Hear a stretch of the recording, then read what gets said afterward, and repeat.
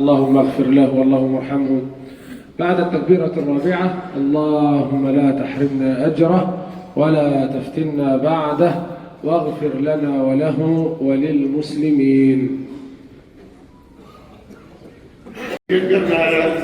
ഈ സക്ക ആ ഈസക്കയുടെ മരണം നമ്മളെ ഒക്കെ വേദനിപ്പിച്ചിരിക്കുന്നു. സർവശക്തനായ തമ്പുരാൻ അദ്ദേഹത്തിന്റെ ഖബറിനെ വിശാലമാക്കി കൊടുക്കട്ടെ. പള്ളിയങ്കണമായതുകൊണ്ട് ഇവിടെ മറ്റു കാര്യങ്ങൾ സംസാരിക്കാൻ സാധിക്കില്ല. ഒരു കാര്യം, ഈസക്ക എല്ലാ വിഷയങ്ങളിലും ഇടപെടുന്നതാണ്, എല്ലാ പ്രശ്നങ്ങളിലും ഇടപെടുന്നതാണ്. ആ വിഷയങ്ങളിലൊക്കെ പലപ്പോഴും അങ്ങോട്ടും ഇങ്ങോട്ടും ഒക്കെ സംസാരിച്ചിട്ടാണ്. അദ്ദേഹം സ്വന്തം കാര്യത്തിന് വേണ്ടിയല്ല, പൊതുകാര്യത്തിന് വേണ്ടി.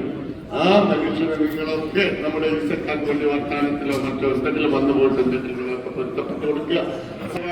ആരെങ്കിലുമായി വീടെങ്കിൽ അദ്ദേഹത്തിന്റെ മക്കളുണ്ട്, നിങ്ങൾ അവരുമായി നൗഫൽ, നമീർ, നാദിർ ഇവരാരെങ്കിലുമായി നിങ്ങൾ ബന്ധപ്പെടുക. എന്താണ് അതുമായി ബന്ധപ്പെട്ട അവരുമായി കൈകാര്യം ചെയ്യുന്നതാണ്. മയ്യത്തിൽ കാണാൻ നിങ്ങൾ ആരും തെറ്റും തിരക്കും കൂട്ടരുത്. പുറത്തുകൂടെ ഇവിടുത്തെ